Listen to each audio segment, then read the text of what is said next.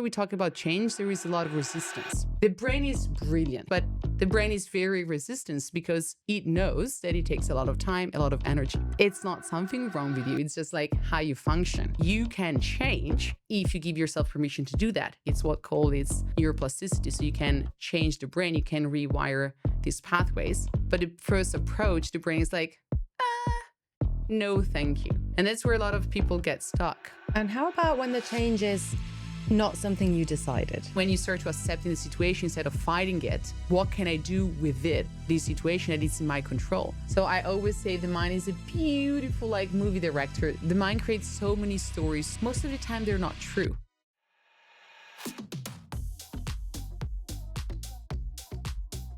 Paola, welcome to Realistic Happiness. Thank you for having me. So you recently did a workshop on change, right? Yes. Could you tell us a bit more about why you felt like it was important to talk about this? I think it's a main topic. And like, if I look back in my life, also like a big fil rouge that connects with everything I did. But most recently, I think it has been a massive issue with companies, and I work with a lot of organizations. So I've noticed the need to have tools and understanding on how to navigate change.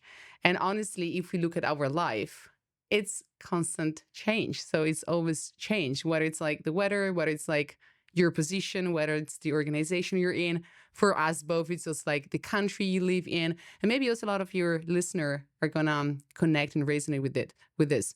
So I think it's important for people to have a broader understanding of what happens when we navigate change, and having some tools they can use and personalize it, of course, to navigate change in a more intentional and aware and positive way. So that's why I came across this topic, and that's why I gave the keynote. As a neurodivergent person, I think this is music to my ears. I would love to understand more how to navigate change and, yeah, see it as a positive instead of, being stubborn about it and not wanting to do it. I think it's really interesting when we talk about this, because a lot of time when we talk about change, there is a lot of resistance. And that's where people get stuck. And I also notice it's when people get a lot of judgment around it. And the thing is that when I start like studying and understanding more about the topic, I learned that it's just like natural. And that opened my eyes incredibly, because I was like, it's not just me that I'm like afraid of change or I resist change. But actually, if you look a bit more at like how we respond to change, more like from a brain perspective, then I was like, now everything makes sense. I'm going to tell you. So basically, the brain is brilliant. It does so many jobs, but he has two main objectives: keeping us safe. So wherever we go around, the brain is constantly scanning the environment because it needs to immediately spot anything that could be a danger. And that triggers a response from the nervous system into the body. And the second thing is the brain wants to save energy. That's the only thing. They don't want to do new things because it's time consuming and it's energy consuming. So basically, the way we grow up and the way we structure our brain is by repetition. So when we approach change, it's something we don't know about. It's a different situation, it's a different environment than what the brain is used to. And because of how the brain is shaped, we create neural pathways into the brain. That means we create like kind of like little root into our brain to make our life easier. So every day you wake up, you brush your teeth, and your brain knows that. So it's like you keep going through this pattern into your life, and the brain knows where to go, how to do it.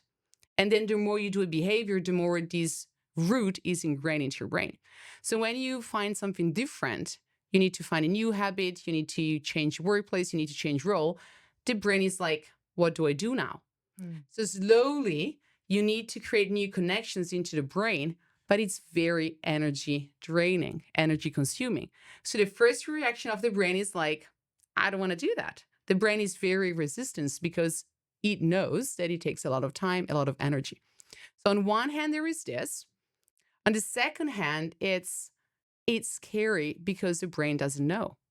So even though you might approach change with intention because you want change, it's still something new.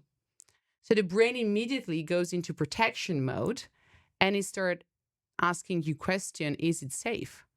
So the first thing is when you don't know, the brain makes it up and it goes into brain's negativity bias. Because if you don't know, to keep you safe, it's like maybe it's a threat, maybe it's danger.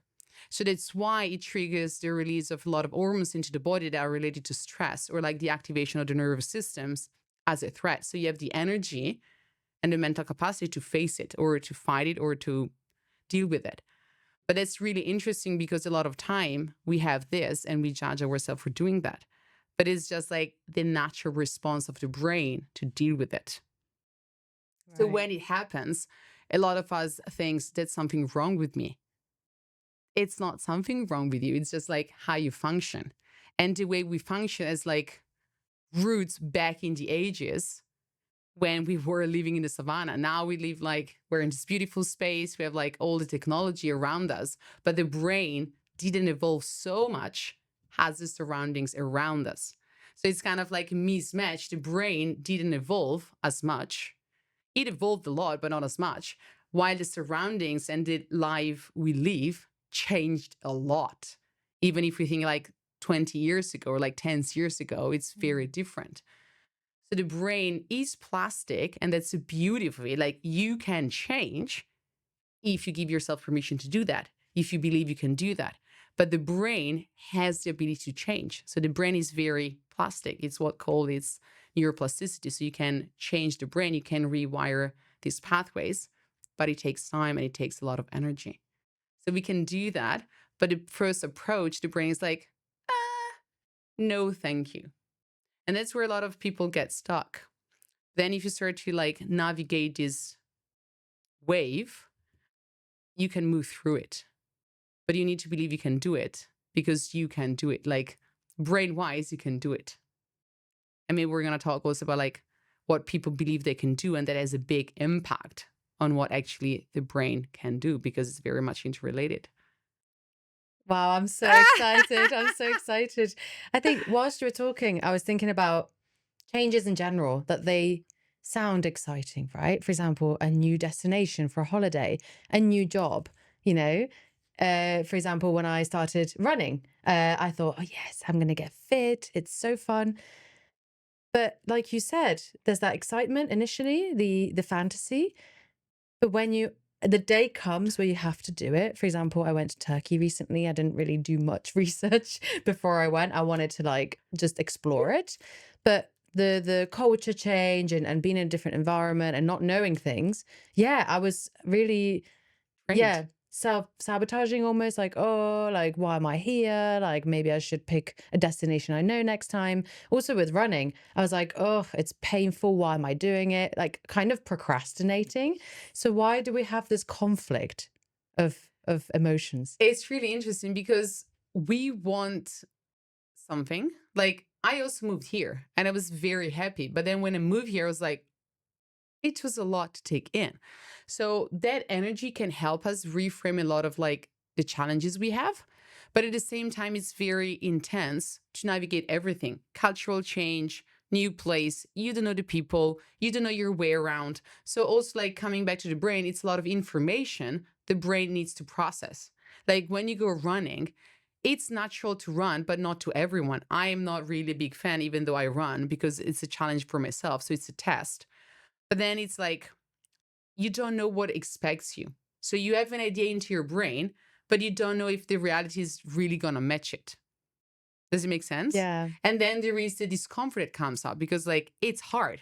Like, doing anything new, even if you like it, it's hard because we all know that moving outside of the comfort zone is challenging.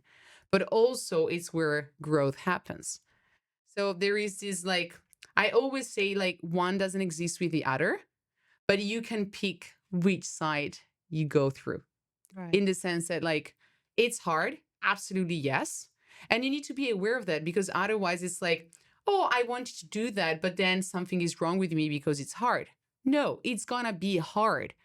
It's nothing else around it. It's gonna be hard. It's we cannot deny that. But on the same side, if you are aware of that and you put that into perspective, it helps you. Because if you embrace the energy of like, I'm doing something new, I'm doing something for myself, I made the decision to be here. So it comes back to being empowered by your choice, or by I want to go to Turkey and whatever. If you come back to your reason, your why, that propels you forward. And then you don't get stuck into like the discomfort, because discomfort happens. Like I started running and it was not nice. But for example, every morning when I think that I need to run, I think that I made a promise to myself and I want to stick to it because it's my identity. I want to do that. And second, I remind myself that afterwards I feel better. So coming back to like why you do that, what's connected to this, like why you started running. I think it was a challenge for yourself as well or something. So coming back to your why helps you navigate the challenges that arise. And not because there is a challenge, it doesn't mean that you're not good at it or it's not working. It's just like how it is. Yeah. And how about when the change is not something you decided? For example, in a company you've been at for 6 months, a year, and they decide to bring you back to the office, they decide to change management, change direction. How how can we find our why then? I think that it's really important in that phase. And it's also something I discussed with the companies I work with, because we're going through a lot of like reorg, layoff, all these like situations in the workplace. It's important to understand what you're going through. And I know that in the workplace, we don't talk a lot about emotion, but I think they play a massive role in how we feel, of course, and in how we behave. So I think it's important to understand which emotions you're going through. And when I give this workshop you mentioned at the beginning in the workplace, I mentioned this change curve. And we go through different phases, and it's important to understand in which phases you are to navigate to the next. It's like you cannot go to this phase if you didn't go through this phase before. So I always say, especially when you are in the phase at the beginning, when it's hard, you're in denial, you don't want to see it. Understand that. It's good that you are in that phase. It's part of the process. So a lot of the time people don't want to feel that, but it's just normal. Again, it comes back to the beginning. Like you don't want to be in that change. But then when you start to navigate through the curve, you go through first phase is denial. You don't want to do it. You don't want to hear about it. Like, leave me alone. Don't bother me. The second phase is like pure anger or rage or like, and it's a lot of emotion. But then the thing is that if you get stuck in that phase, you're really stuck. So what I always tell people is like, feel that emotion, but use that emotion to go through the process. Because I always like to think as emotion as energy in motion. And you can use that energy to do something good. So many people use rage or anger to do something amazing because that gives them the drive to change, or they gives the drive to do something different about something they're pissed off. So what I always encourage people is like, get in touch with that emotion and really understand what's beneath it. Because most of the time that gives you a lot of information. So emotion are also very powerful source of information if we stay in touch to that. And that's not comfortable. Because when you feel rage, I can assure you it's a lot of energy moving through the body. You feel a lot of things into the physical body, also not non-emotionally. But then when you start to name the emotion, and that's when the flip happens. So if you go back to the brain, when you start to name emotion, you get the power back. Not to A, feel overwhelmed by the emotion, and B, not feel like overtaken by the emotion. Because these emotions are pretty strong and they can become very controlling. The moment you take that step back, A, you start to get perspective on the thing because you're not like so deep into it. And then if you look at what happens into the brain, when you're in that deep state, there is a part of the brain that gets activated, and another part of the brain that is the prefrontal cortex, that is the part of the brain in charge of decision making, gets shut off. So that's why you don't get very good ideas or decisions when you're in that state. But when you take the step back that we were talking about, you start to name the emotion, and that gives you power back. Because when you know what's happening, you're not that deep into it, but you can start to see things in a different way. And that's when you move through the curve, because then you go to acceptance. And that's when you sort of embrace more what's good about it. And sometimes it's really hard. But then it's why there are like so many tools you can use, and also use the support of the people around you. Like community, I think it's a massive role. Like we talk about community a lot, and I know it's really important for you as well. But like the community you're in and the people you're surrounded by, they play a massive role in supporting you to navigate the curve, but also like giving you the strength to keep going forward or to give you perspective. So I think that when you start to make that switch, like, okay, it's shit. It is. I'm not happy with it. It is. But then when you start to accepting the situation instead of fighting it, then you start to feel empowered, because you're really looking at what can I do with it? Connecting to your why, because, okay, it's not good, but how I can use the situation I'm in to do something good out of it, or to do something that relates to my why. Because if we're so deep into the situation, it happens what is called tunnel vision. You don't see very much. So your vision also like cognitively gets very closed. But then when you start to practice acceptance, or when you start to practice positive emotion, you start to literally broaden your view, and you start looking at other things that comes into the picture. And it comes back to what you see, because you lighten up that part of the brain that is responsible to take decision, to get perspective. So it's really interesting. And a lot of time when I talk about acceptance, it's not like um passive. It's very active, because you get back into the driver's seat. It's not like, oh, this is happening to me. It's like victim mode. I mean, you can do it for one day. I mean, we all need that moment of like, oh, it's the hard word is against me. Absolutely. Take it. It's good to have it. It's healthy to have it. But then if you get stuck in that modality, then it doesn't work anymore. So you want to start switching around and say, okay, what are my resources? Like acceptance is very active. Like, what can I do with it? This situation that is in my control. So it goes back to what is called circle of control. What is in my control? So I don't waste my energy in thinking that I wish things to be different, because things are just the way you are. But then you start to use your energy and your mental space to think, what can I do with this? Like maybe I've been changing position. It's how it is. Either I go out of the company or I navigate this, but then I come back to what can this teach me? And sometimes that's hard because the situation maybe is really bad.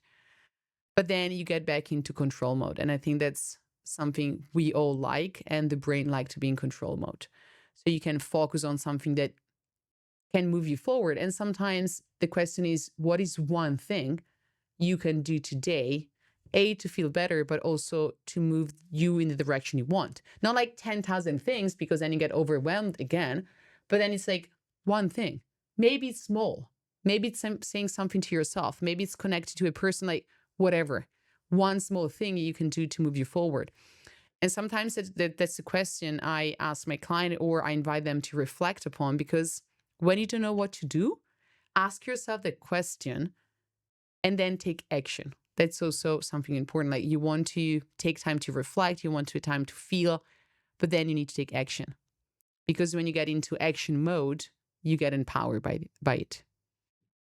So when we say in our on our LinkedIn bios or our CVs or even in interviews, I'm adaptable, are we lying? I don't think we're lying, because the interesting thing is that the more you do it, the better you get. So it's never easy, but I guess it gets easier. So I remember the first time I was giving keynotes, I was like, and then the more I do it, the more I embrace how I feel before, the more I get more comfortable into the space, into being here with you. So the more you practice, the better it is, and the easier it gets. For some people, it's always easier because of their mindset. For some people, it's more challenging.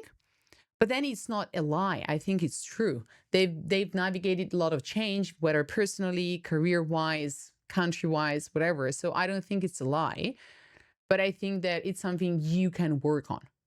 So I think it's true they put it, and I think it's nice, because I also think it's something, maybe better, that companies appreciate from candidates. But it's also important to know for those people that don't feel or don't think they're adaptable yet, they can work on it. So I always think maybe you're not that way, maybe it's not your natural way to be. But if you want, you can get closer to that state, or you can work to get closer to that state. Yeah, and we'll touch on this later on because I have a few questions about that too.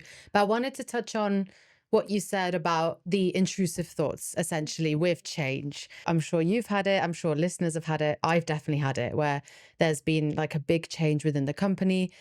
And I do get that instant negative thought, like, maybe I'll just leave. Maybe I'll just go get something new. How do we know when that should be the direction? Because, for example, I've done that before and it's been a mistake. I've left too soon. I didn't give it a chance. And other times I did give it a chance. And then I just end up bored out or burnt out or resenting the place. So, how do we know when to respond to those negative, intrusive Yeah. thoughts? I think it's really interesting that you pointed out, because when you go through these phases, the mind is very active. So I always say the mind is a beautiful like movie director. The mind creates so many stories, so many like movies, and most of the time they're not true. So I think it's interesting to understand when it's like a real alarm or a real threat, when it's just like your mind making up amazing stories, but very catastrophizing stories. So we need to say that the brain is tilted to negativity bias, as we were saying before, but then sometimes it's just like a big lie. So sometimes, like, I don't know, maybe something happened to me and I make a mistake. And then I'm thinking, oh, I'm going to get fired tomorrow. But then I just made a mistake. It's just like simple as this. So I think it's about like really understanding if that thought is true or not. So most of the time, a practice I use in organization, but also with my coaching client, is it true? And sometimes it's like, what do you mean it's true? And I really mean it. Is it true what you're thinking? Or it's just a story you tell yourself, and you keep telling yourself over and over and over again that because you told yourself so many times, you tend to believe to be true. So when that thought happens, first take a step back and really understand if you're like overwhelmed by emotion and that thought come from the emotion. So you're just like in the midst of it and you need to just like take perspective. If it sticks, check the surroundings, check the reality, like do a quick reality check. How is the situation at work? Is it really a threat to be here? Like, what is the reality of it? Not what I'm thinking, but what are the data and the facts around it? And I always say, start to write it down, because when you write it down, A, it gets out of your brain, and then B, you start to see it and it gets a different weight.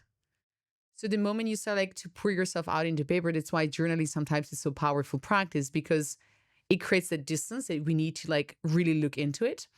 But then you also see, is it really true or not? It's true, maybe, and then you take action. Maybe it's not true, and then you reframe it into something that is more like enhancing and supportive.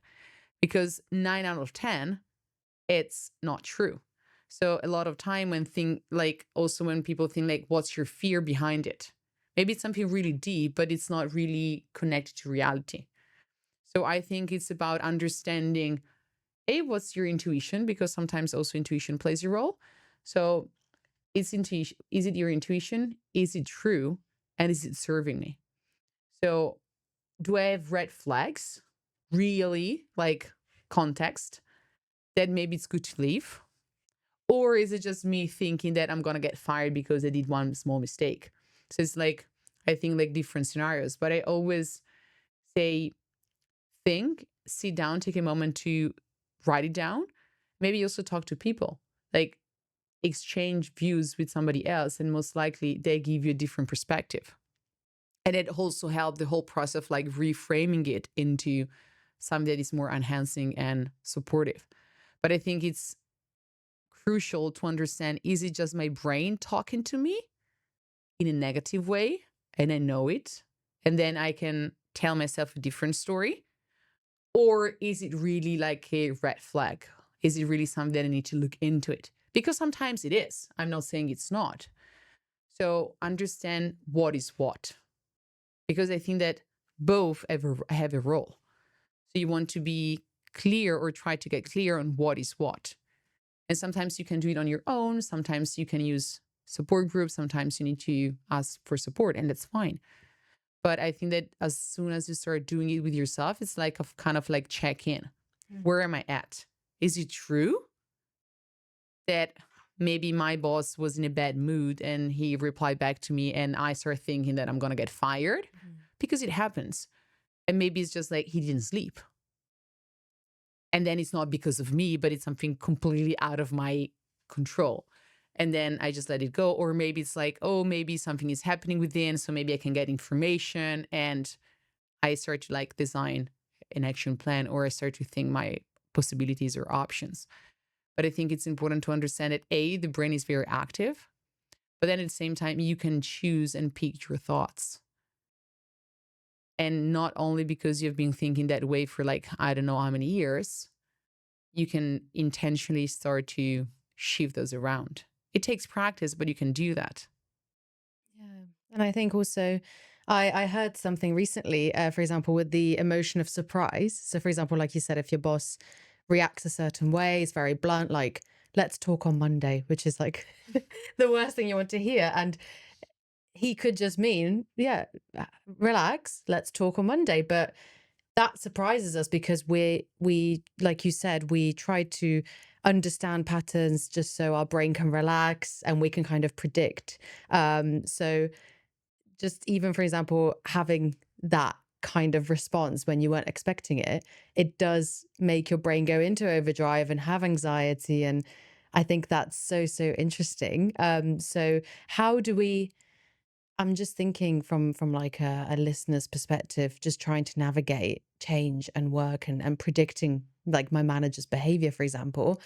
You mentioned about positive practices, right? How do we take control back in those situations? I want to put a note like, if you're a person experiencing anxiety, that goes to the next level. So I suffer from panic attack when I was young. Sometimes I still struggle with anxiety. So you need to be aware that sometimes it's just your brain talking to you, but you can do something around it. And when it comes to practice, there are a couple of practices people can use both in a personal life and workplace. And I always start by focusing on what you can do, because sometimes we get like so stressed and overwhelmed by the whole situation and we start thinking at all the elements in the picture. But then most of the time, some of the elements, they're not in our control. But then we waste so much time and so much energy, A, talking about those elements, or B, thinking about those elements, but you cannot manage those elements. And I always say, come back to yourself. You're a smart person, you're resourceful. So really start from you and understand what you can do. So back to that question we had before, what is one thing you can do today, in this moment, right now? Not like 3 days from now, not like next week, but just right now. And then something happens within, so you start to get back in control mode. What is one thing? Not like 20, just one.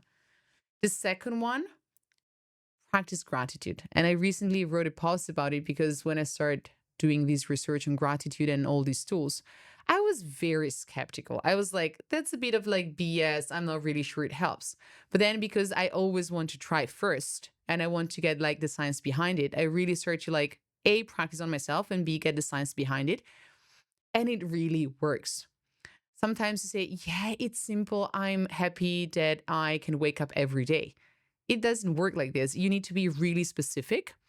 And what happens is that I really like to say that, also because I wear lenses and glasses, like gratitude is a lens you wear that shape the way you see the world. And I'm going to elaborate a bit on this because we know we go through the word and our vision of the word gets shaped by what we think. And most of the time it's negative because of negativity bias by the brain. But when you wear the lenses of gratitude, you start to see the positive things into the word. And the moment you start noticing the positive things, your brain get pulled to see more and more. It's the same thing when like they tell you, I don't know, a red panda or like something like a car. And then you start noticing and like, oh, I'm seeing more of those cars. Yeah, because your attention is pulled and drawn towards that. And then maybe you saw them before, but you didn't point your attention to it because it was just like noise or it was just something that went by.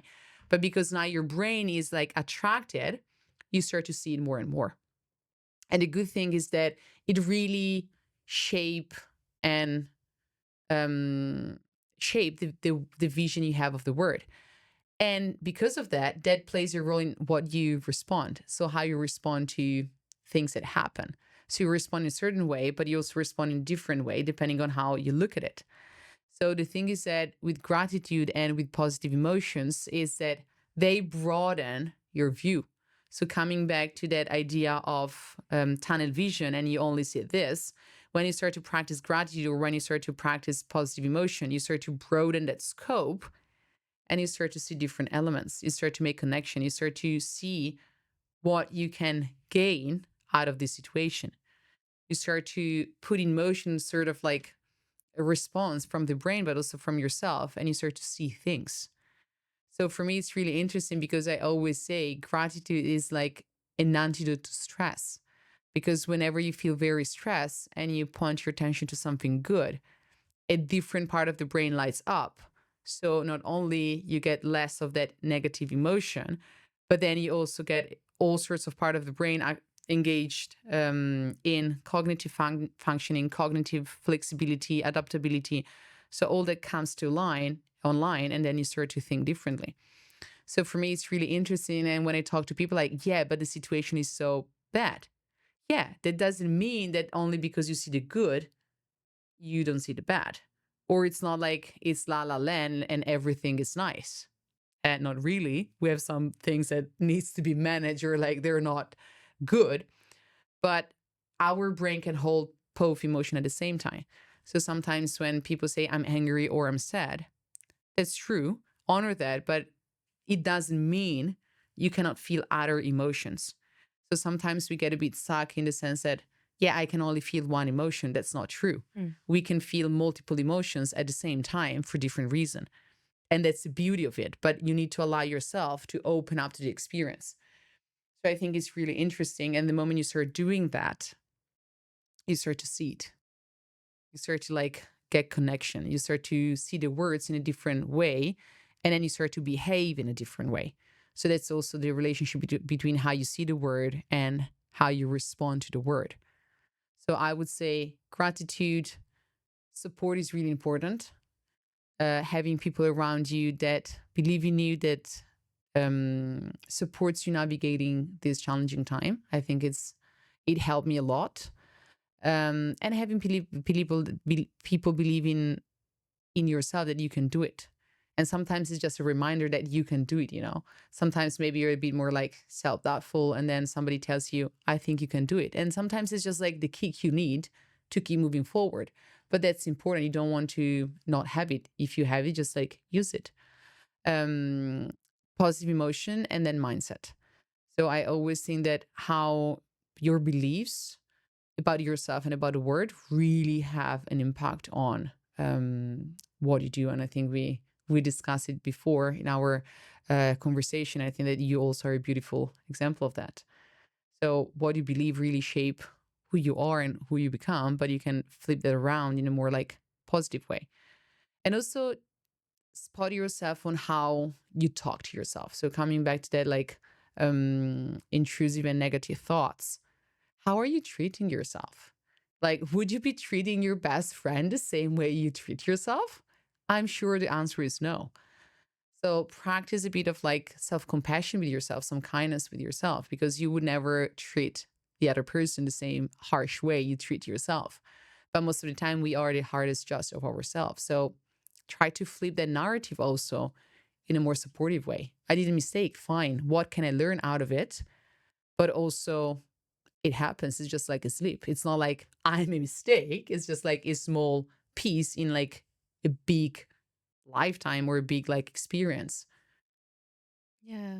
And I think what you mentioned about having a circle, having like a support group is really important. But I noticed that as an individual, maybe the listeners as well, maybe yourself too, um, like kind of venting to people about change or about frustrations, I don't want to be a burden to someone, right? So I tend to create like kind of toxic support groups where we're all kind of negative and we all feed on this negativity. So I think that's the negative of that experience, right? That you don't want to go, for example, to your husband or your partner or your mom, for example, and always complain about the same thing, right? So then you end up creating, I mean, I've had it before, it's like colleagues that we don't like the revolution and the change. So we have Yeah, like this anti group. exactly. Yeah. So that's a good point because you want to use the group in a supportive way, not just like it's fine to vent it. Like we all do, but it's not about like always being venting and reinforcing that negative cycle. So I think it's about also being aware of what people you're surrounding yourself with and choosing the people intentionally in the sense that are they enhancing you to move forward and to grow? Or are they keeping you stuck because they feed your anger? They feed your disappointment. They feed your, yes, I'm right. I shouldn't have been treated like this. Mm. Maybe it's true, but if you keep feeding that energy, you don't move out of it. So I think it's important to have people you want to vent with. Fine, we all need. But then you also need to have people that are like, okay, you vented. What's next? So you express that, but how you're going to move out of it. You don't want to be stuck in that position of just venting because otherwise you see like kind of victim mode, but you want to move out of it. And that when the support group is really important. On support group, I think it's also important what you mentioned about change. Sometimes you need to embrace a certain level of vulnerability in going out there, even sometimes with your best friend and say, hey, I'm struggling with this.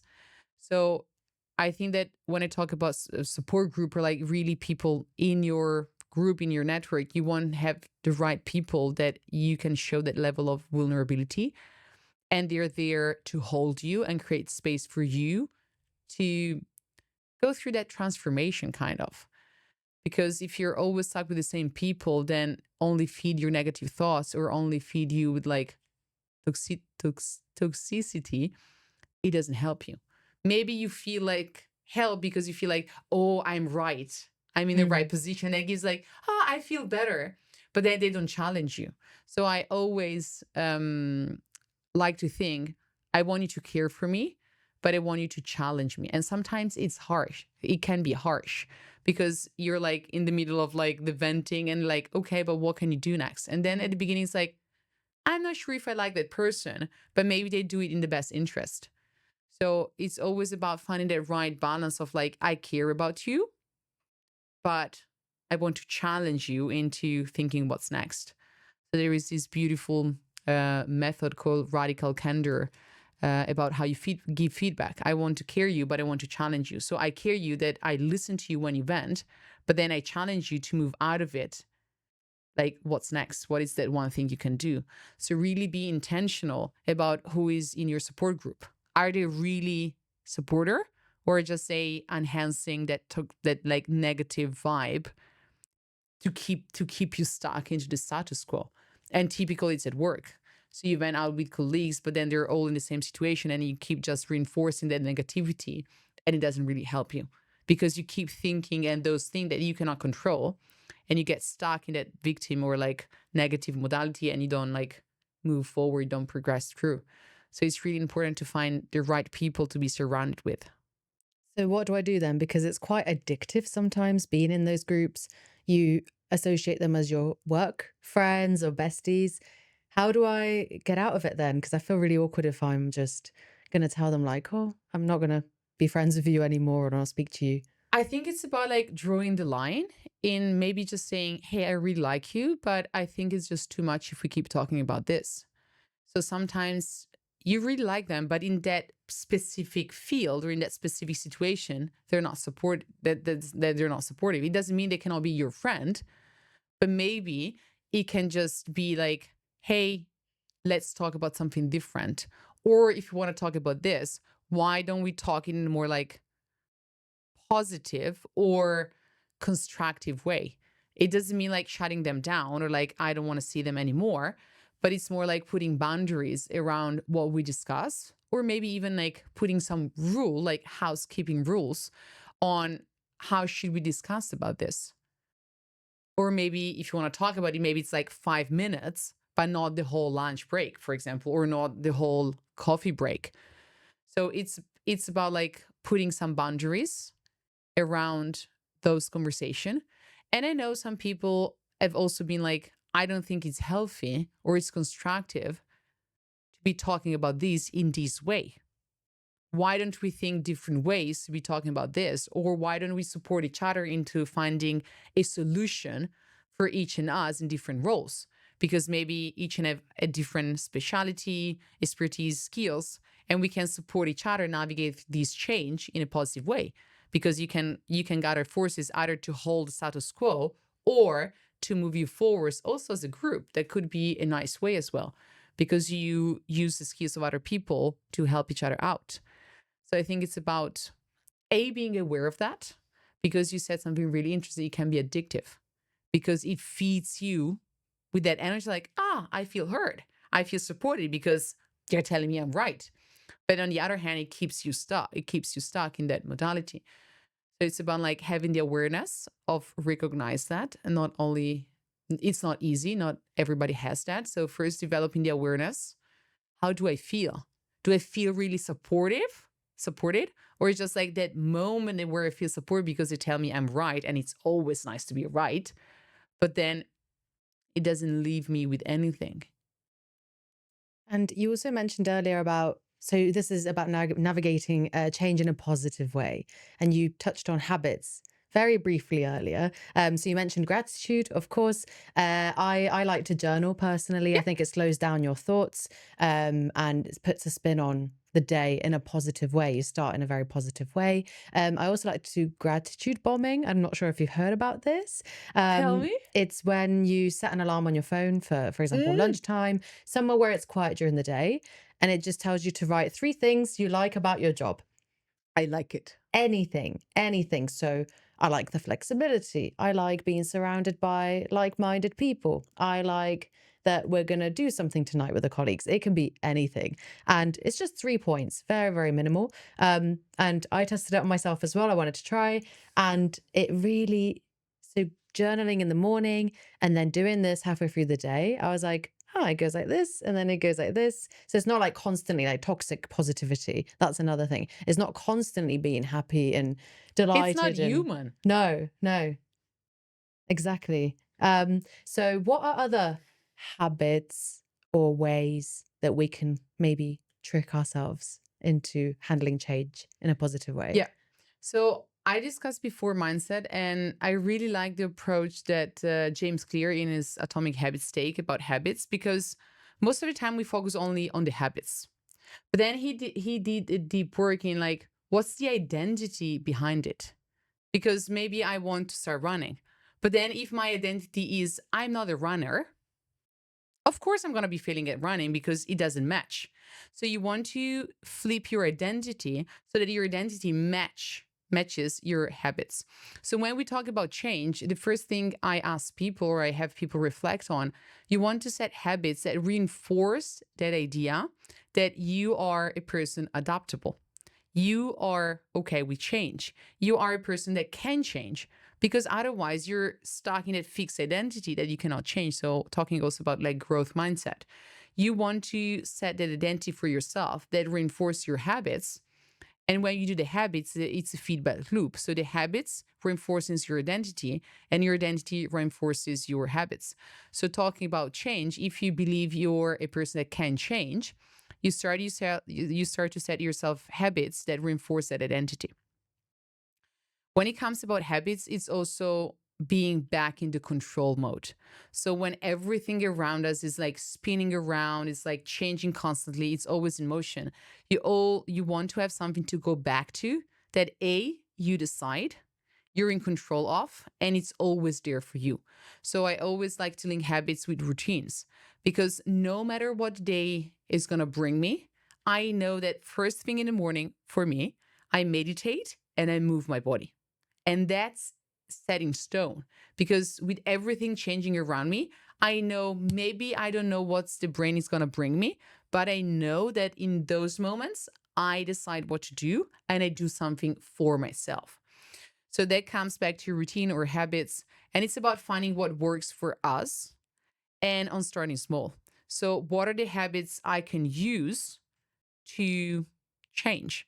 So, I need to learn a new skill. I need to learn a new role. I need to navigate a new organization. What can I do every day during the work or outside of the work that helps move in that direction? But you need to be really clear on what the identity beneath. Because I always believe that also before we were talking about action, you need to take actions that feeds back that identity. So and then the identity feeds back into the habit. Giving you an example. I'm not a runner. If I set myself the habit of running, it's not going to be successful because deep down, I don't believe I can run. So maybe I run for 2 weeks, maybe for 3 weeks. But then after a while, when I don't see the results, it's discomfortable, it's not nice, it's hard, I lose the interest and I drop. So it's always interesting when you go through change or when you go to habits, start small, but consistency. And we were discussing it when you start running, you were running a lot because it was not an habit still. So you need to bring repetition, A, to build progress, but also that consistency. And sometimes you don't see results to start with. And that's why also people drop the habits, like the New Year's habits. A lot of people, I think like 60%, even higher, drop by like February because they get into that valley of, I think it's called valley of desperation or something. You don't see the results and then you stop. But you need to keep going through the discomfort, not seeing maybe the results you expected to get to that point that you really want. That's when like consistency, systems, and finding something that works for you because I need to find something that works for my schedule, my personality, my lifestyle. Maybe I have 2 kids, or maybe I don't have like the thing I have, and find a way to work around that. So I always say that habits and routine are really like a good element to have to keep you grounded because no matter what happens during the day, you will have something for you that ideally makes you feel happy or makes you feel better, even if it's hard. I run, and every time I run, it's like a nightmare, but at the end, I always feel better. So when in the morning I'm like, oh, it's dark, oh, it's raining, oh, I don't feel like, I know that I do it because it reinforces the identity I set for myself, but also because I will feel better at the end. So it's always, and the idea of having something, ideally also long for it. So it's something that you really like. So you do something for yourself. I do it in the morning because it sets me up for the day. You can do it in the evening. It doesn't matter when you do it, but also have a specific time and specific structure to have in place to help you navigate the change. So that's why I always like having routine. It can be journaling, it can be that gratitude that you told me before, but having something in stone and in a system to helps you navigate the change because you never know what's going to happen, but you know that that element gives you that stability that you need. It's also an element to ground you down. You know what's happening when it's happening because you decided to do it. And it's so interesting because I was just thinking about my own experiences as well. And before kind of knowing about affirmations and kind of sitting with yourself and knowing what your identity is before you do stuff, you kind of just jump on bandwagons, right? Like, oh, Pilates, oh, I'm going to just start doing it. Or, oh, keto diet, I'm just going to cut carbs. People just jump to habits or new kind of routines without actually sitting with themselves and thinking, how do I want others to see me, right? I find that so interesting.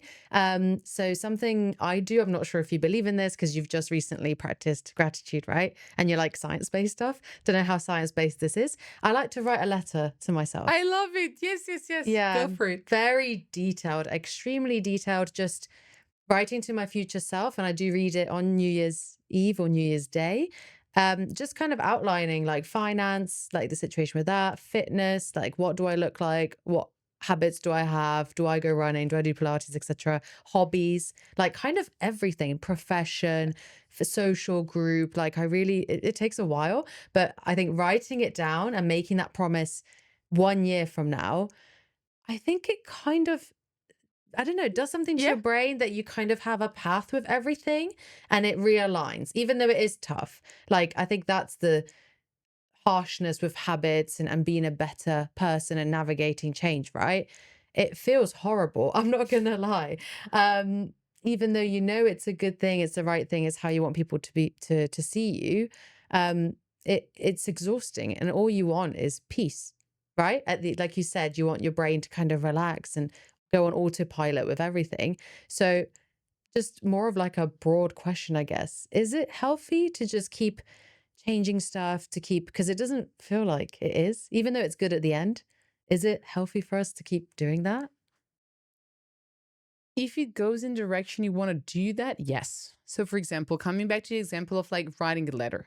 You start with something and you notice it doesn't align back to the letter, it's good to change it. But then it's not healthy when you keep like ping pong, like jumping from one thing to the next because you're not consistent. You'll never know if it's going to work because you don't wait enough to like collect the fruits of that action.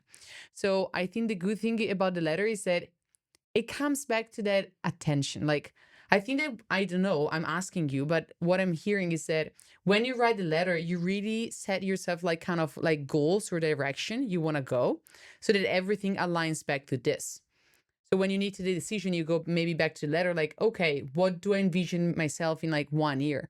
So you understand if it's serving you or not. I think it's more like a compass, and it's also keeping your attention and focus on what you think is really important for you. Because even nowadays, there's so many things. So, like, as you mentioned before, do this, do that, like so many things we can do, so many stimuli we receive. But then I think that by drawing that letter, A, you take time to sit and reflect. Mm. And it's always special and magical because, like, whether you do it in silence or I think that always reflecting back, it's very powerful practice. But I think that with all the stimuli coming in, you're set into what you want to do and you don't get distracted. Because otherwise, like, oh, I want to do this is interesting, and that, and then I'm like, yeah, you can do so many things, but then your energy is still limited. You cannot do so many things at the same time. So I really think that that letter and that process helps you getting really laser focus Mm.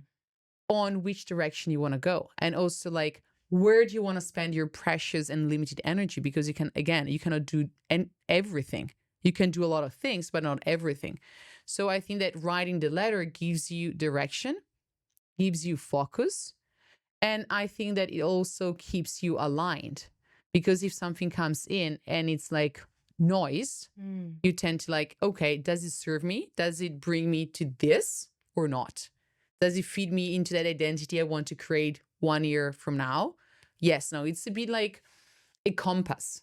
Like when you work on your values and you do it like a value statement, it's like, does it feed you into this? Yes or no. It's more like yes, no binary. Also easier for you to decide because I think that when you do that, you're like, what do I bring in my life? Finance, hobby, work, whatever, family. So you get really clear. And I think that we don't spend enough time on doing that because we go all over the place. And again, the world is so busy, so noisy, so like full on. And then we get distracted. We were talking about distraction before to start recording. So I think that the letter keeps you on track in a way, I think. But I would love to hear your perspective on it. Yeah, what's strange is that the practice is you write it, store it away, and then you read it literally 12 months from then. Um, and everything always comes true. Every single thing I write comes true, but I don't look at it 6 months in. I Oh, you don't don't check. no, So you don't check like 3 months in no, how you're doing with that. no. It's But like a surprise. but I think that because you take time to do it, it's like again, you're wiring your brain to go into specific direction. You know what I mean? Yeah, I was wondering if my subconscious keeps track of it almost. I think that it's because you spend time in thinking and writing, again, coming down to the idea of like really putting into like pen and paper, like on the tablet or whatever, something happens within. So I think that everything you do go back somehow to that, because if you read it back afterwards and you see it's matching, it's like giving you direction. But I'm curious, why did you do that? Why did you start doing it in the first place? It was an Instagram story. So again, a habit, yeah, influenced by social media, very impulsive, but then But then it worked. yeah, yeah. And I think it just ties in with what you're saying, that it's that kind of directional approach instead of just nitty gritty, like, I'm going to start DJing, something I did. Yeah, Start DJing 2 weeks later, don't like it, too hard. I'm going to start gaming, or I'm going to start doing a sport, or I'm going to do this, etc. Like, because other people are doing it, or everyone is doing it, kind of exactly. thing. I think that the action of writing it down and like taking the time is like asking yourself the question, like, what do I want? Mm. What do I really like? So it goes back to like the really basics of what's really important for you. That is different from what is important for me or somebody else. But even coming back to the social media thing, sometimes we're like so bombarded by like, try this, try that, you should do this, you should be thinking that, blah, blah, blah. And then like, what is my core? So I think that your practice of like sitting, reflecting, it's like kind of a ritual Mm. that you give yourself time and space to check in with yourself and intentionally, what do I really want? And it doesn't mean that you cannot change, because maybe you want to spend more time sporting. And then I always tell people, try what you like. You don't need to be running, but then find something that you like and you stick to it. So I don't think that sometimes playing around it's bad. You want to experiment, but try to really think of what you could like. Maybe it doesn't work, but then it's not something random that an Instagram, Mm. how to say, influencer said. So I think it comes back to really going back to your core and think like, what do I want to bring into the word? What do I want to like pursue? What I want like to see myself. I think that's the powerful practice that you do when you do the letter. So you do it like project. Mm. And for me, sometimes it's also interesting to see how far you've come, because Yeah. sometimes you're like so into like action mode and like, I want to do more, I want to do this and that, that you don't acknowledge how far you've really walked or how far you've really like traveled. Yeah, it's good for imposter syndrome to write that. I do it sometimes, just the check Exactly. in, the achievement Exactly. check in. Exactly. Yeah. Because sometimes I, even myself, I'm like, I want to do so many things. I know my potential. I know where I want to go. And I'm like, oh, but I want to do this and that. And I'm like, yeah, Paula, but you already did this. I'm like, yeah, yeah, yeah. But then, or also with my clients, like, what are your achievements? I'm like, really? I don't believe that you don't have any. But then you get lost into that, like thinking what's next, what I want to do, what's more, what's next. That you don't acknowledge how far you've actually come. And talking about change, when you start doing that, you notice that most likely in the past, you navigated something similar. So you have the skills to do it. Mm. Maybe it's a tweak, but you know you changed before. So also the reminder to yourself that you did hard stuff before and you can do it again. So sometimes it's about like, think at a moment in your past when you did this, navigate change, move country, change role. What did help you first? And you can do it. Also, like a realization that you can do it. So you see it. And then the seeing part is like you embody it, you become aware of it. So I think it's nice to have both. Imposter syndrome, but also like, what do I bring? And Mm. sometimes also for us women, it's a bit more like tricky. So I think it's always a good practice to think forward, but also look back, because sometimes if we look forward, sometimes the mountain is really big. So break it down, but also look back of how much you've accomplished so far. Maybe the journey is still long, but you also walk a long way to get here. So both ways. Wow. It's just incredible how, like, how strong our minds are, right? Even though change is exhausting, it's challenging. And one thing I really look up about you. I look up to you about Yep. Is that proper English? Is it's because me and Paola were speaking Italian before this, and our brains are So the like, brain's like Italian English yeah, switching. you're doing great. My brain is the one that's glitching a bit. Change, embrace the change, embrace the language change. Something I admire about you. There you go. We got there in the end. Is your morning rituals, right? It's so inspiring how you document it as well, just to make a point that like that part of your day is just as Sacred. important, right, as important as your coaching, as the workshops you do for corporates, etc. So that's something I struggle with a lot and I'm hot and cold about. Like sometimes I go all in and I'm like, I need to work out because of like always an external reason I need to change. So even now, for example, the podcast and doing these mini mic interviews and stuff, I know and I'm aware that I'm more on camera. So I have this external, no one is saying it. It's my brain saying that the external factor is I need to change. I need to fast. I need to eat better. I need to go to the gym. Like kind of go like this default hardcore thing that I used to do, but it burns me out. Like I do it, I look good. I look good in front of the camera, etc. I feel good. I wear clothes and it feels good. But it wasn't me who drove that change. Does that make sense? It's like my brain telling me that the external, like Yeah. other people would judge me or I need to do it because of X, you know? So But then you burn out or yeah, like you get fatigued. Yeah. yeah. So my motto or like my drive is like, I want to do it for myself and I set the rule. So my rule is that I need to meditate. That's like, it needs to happen. But then with the movement, I have a guideline. I want to run 2 times a week and maybe sometimes I do Pilates or yoga. But then I always need to move in the morning. And that depends on how I feel. So maybe I say, okay, I run Tuesday. But then Tuesday I wake up, I didn't sleep well, whatever. And then I always do a check-in and like, how do I feel? Sometimes I push myself because I know it's good, but sometimes I really don't feel like, and I go for a walk. So for me, it's the movement is always shaped on how I feel. Of course, I need to run twice a week and I need to get my body moving. But for me, the important thing is having those moments in because I know that I feel better. Example, the other day I was feeling really tired. It was in the evening. And I was like, should I stay on the couch or should I go for a walk? I'm like, no, you go for a walk. And I push myself. So sometimes it's about pushing yourself, but for myself, because I know that afterwards I'm more regulated. My mind is more quiet. I'm more like grounded. So I always do this practice in the morning, but it always come back to why I do it Mm. and what do I do it? So the meditation is no negotiable, but then movement. It can be Pilates, running, walk. Absolutely. Walk is moving. Yes. I walk half an hour, 45, 1 hour.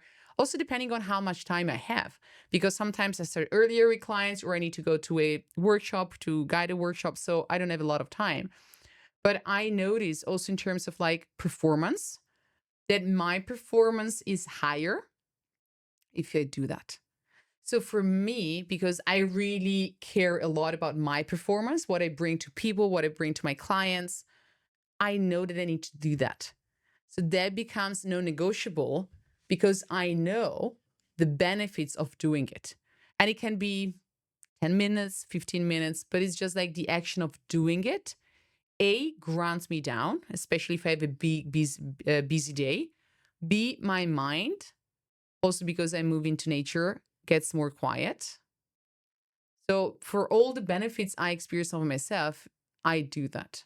And I play around. So it's not always the same. Sometimes it's a yin practice, but I'm like having a busy week. But it's that moment that it's only for myself.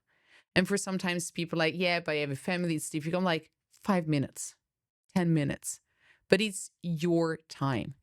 So also in terms of like, yeah, I have a busy day, like people scream at me all the time if I'm in the workplace. But that moment, it's just for you. And I did it a lot for myself. So that has been the big switch. Then like, why do I do it? Getting Mm. really clear. The same with breaks. If I don't walk after midday, after lunch, it's really hard that I go to work in the afternoon. Or it's really hard in the evening, my brain like unwinds properly. So now I know, and even though I have busy days, I always, or like 9 out of 10, try to have like that 10 minutes, 15 minutes, half an hour break after lunch. I go outside. It's really good, like for delight, for being in nature, for being outdoor, because I know my work in the afternoon will be better. So for me, it's like, why do I do it? Because I really care of what I do and what I bring to the people or to my clients. So that has been like the switch for me, not for other people. Coming back to what you said, and is it serving me? Because if I'm getting burned out of it, it's like it doesn't make sense. Like it needs to be like reinvigorating me, or it needs to be like supportive of what I want to do, why I'm here, not just like pulling me down. So for me, the switch happened when like, why do I do it? And why it's important that I do it. So feeling when I don't do it, then it's painful. Because like for example, I have a hard time unwinding in the evening. My brain is always on. So like even my sleep gets to be like off. So really getting clear of what happens when I don't do it. So maybe for you, try to think of what you really like to do that gives you energy, because you have a lot to give to the world. So you Mm. want to protect that energy in a way that is like enhancing rather than like pulling you down. Mm. Yeah, I think just that reminder of why. It's always that, right? Like discovering who you are. I think that's probably the first step you should take. So like writing that letter or just being by yourself for 10 minutes, 30 minutes, meditation, for example. Just really knowing who you are and not being influenced by external stuff. And that's so cool. So maybe I need to get some, I don't know, like something on my phone or like a reminder, like Yeah. remember why you need want to exercise, because yeah, like you said, it is alone time. It is therapeutic. It is like it gets addictive as well. Like when I used to go to the gym, I used to stay for like 2 hours and then I'd Mm. wake up earlier and it became that kind of routine. But then I pushed myself so hard and then it just got Exactly. really toxic. So it's like that initial push that was like exciting and fun. And then it just got really like, oh, but how do I look? And oh, like, Exactly. So understand where you're pushing yourself too much for not the right reason. Because going to the gym is fine, but then if you go to the gym for all this reason, they're like, oh, blah, blah, blah, then it's counterproductive. So what does it make you feel alive? What does it make you feel like good about yourself? Maybe it's just like, I don't know. it's like the end. I like the end feeling, especially with weights. I like that you're not out of breath with running and stuff, and hits, you're just, yeah, it's just exhausting in a different way. Whilst with weights is like you get kind of the pain in like your bicep or your legs. And for me, that's like confirming like, it's gonna I'm grow. It's working. gonna, yeah, it's I'm working. working. So it's that kind of mini dopamine. And then the end, you just feel so like, I did something today. Like I'm ready. Like this was tough. I'm ready to like I'm face ready. Yeah, anything. exactly. Yeah. But that's interesting because that's a lot about movement. So sometimes when you move, you put your body and your mind in a discomfort place, because doing the weights, it's not easy. Running, it's not easy. But then because of what happens into the brain, you're better able to cope with change. So I always say you need to take care about yourself, but you also need to have movements involved somehow into your routine, because movement shapes the brain, and movement is very great antidote towards stress. And we know that change can be very stressful. So a lot of time, movement is very beneficial for everything. But I always say, especially when you're navigating change or if you have mental health issue, movement is very helpful. And it can be whatever: dance, walk, run, whatever. But like get your body moving in a different form that you like. That is very helpful. I find really hard sitting still, meditating, even though it feels so good during. Sometimes, if it's like more of a deep meditation, when it's like, oh, look at your past self and talk to them, Yeah. etc., then you actually want to cry. But after, you just feel this. I don't know if you get it too, this tingly kind of, I'm aware, I'm here, I'm ready to tackle the day. I find it hard to sit still, actually, and to prioritize Yeah. that. But what you can do is moving meditation. Yes. Moving meditation. So you can do classical meditation, like sit, but then you can also do walking meditation. So if, for example, you have a hard time sitting, but then you walk, the thing is that you don't need to be walking with music or like podcasts on your ears or on the phone. But then if you have a hard time sitting, you can also take like 10 minutes walk and really be present to what you're doing, like how your breath goes, where your mind goes, where your feet are moving. So when you go like meditation retreats, and I've done a couple of them, they do formal practice, like you sit, like what you regular think of meditation, but then you do a lot of like walking meditation and you walk around in silence. And that's the powerful of the practice. So for those of us, because sometimes I also struggle with sitting, you can also move your body. And when you move your body, also something happens within. So I say find the things that work for you. Like I meditate 10 minutes. Maybe sometimes you do 2 minutes or whatever. Or maybe walking meditation is also like another tool you can use. And it's about that silence again. That also gives your mind space to process, to elaborate things, information, emotions. And it's also when you get also nice ideas. So I that's a plus. agree. Yeah, that sounds good. I thought you meant like walking meditation, like eyes closed. No, no, no, no. Your And then audio. you hit on a wall. Yeah, literally. And then you collapse. Just on a final note, because we're obviously recording a podcast, and the idea of realistic happiness is that we just kind of talk about everything regarding that topic, and the listener decides what they want to do. Podcasts are change, right? Because it gives you insights, whether it's Jay Shetty's podcast or Diaries of a CEO or whatever podcast you listen to, it gives you new insights and new ways of doing stuff. And after, I don't know if you feel this too, I feel like, oh shit, now I need to start doing this. Now I need to start doing this. It can be quite overwhelming, the amount of information.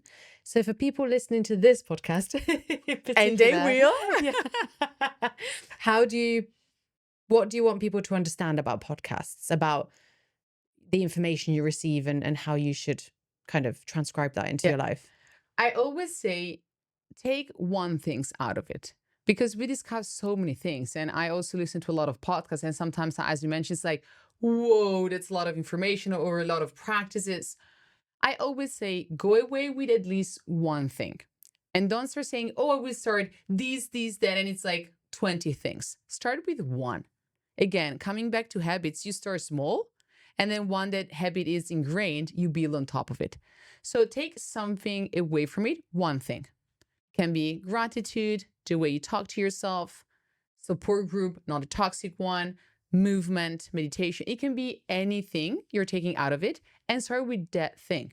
And maybe also let us know what you started and what it brings to you. Yeah, in But the comment section. understand, In the comment section. exactly. Comment below what you started, what the practice is, and how you feel after it.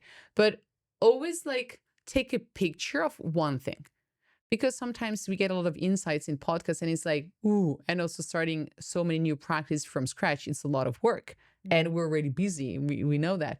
So start something small and bring it consistently into your daily life. Again, it can be gratitude, it can be the beautiful practice you share about the letter for next year, but start small and then build on that. Because then if you start 20 things, you get frustrated and you don't get anything out of it. And then you go back to square one.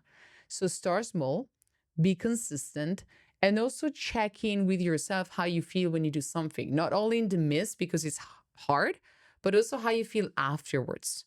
And what's like the consequences or the ripple effect of doing something over time. So understand what you want to bring home from our conversation and take it into baby step into your life and see how that starts like shaping your life in a different way. I mean, I've learned a lot. I think the why is the biggest takeaway from me. I mean, I was given real life examples as we were speaking. Why not? It's realistic happiness. I might as well tell you how I feel about certain things, and topics I'm interested in as well. Paola, was there anything before we wrap up that is important that we need to talk about? Another topic that we didn't discuss? Related to change or in general? If it's in general, we'll be here. It'll be a 4 hour. 3 hours. Yeah. I think that there are many elements when we talk about change, but I think that we tackle the most important one that goes back to what we can do around it. So I think that mind, emotions, and actions are like the main pillars to tackle. So I think that we did a good job. And we stuck with a structure. We had so many so funny because Paola was meant to come on talent exchange, but something happened, so we had to reschedule. So this has been in the books for a while. And because you are so experienced, you give workshops on a lot of topics and you're genuinely interested in a lot of stuff. It was, and me too, right? It was hard to like It was which hard to one. make our mind like settle on one thing only. Yeah, We managed. I know. And then you said Kudos. change, and I thought, oh, we spoke about change, but like other guests and podcasts, it's different types of ways to change or what is change, etc. Everyone has their different Perspective. perception and Yeah. yeah about it. So this was good. This Thank was you. good. I learned a lot. I'm sure the listeners did as well. And It was fun. yeah, it's been so good to finally get you on. Thank you. Thank you for having me.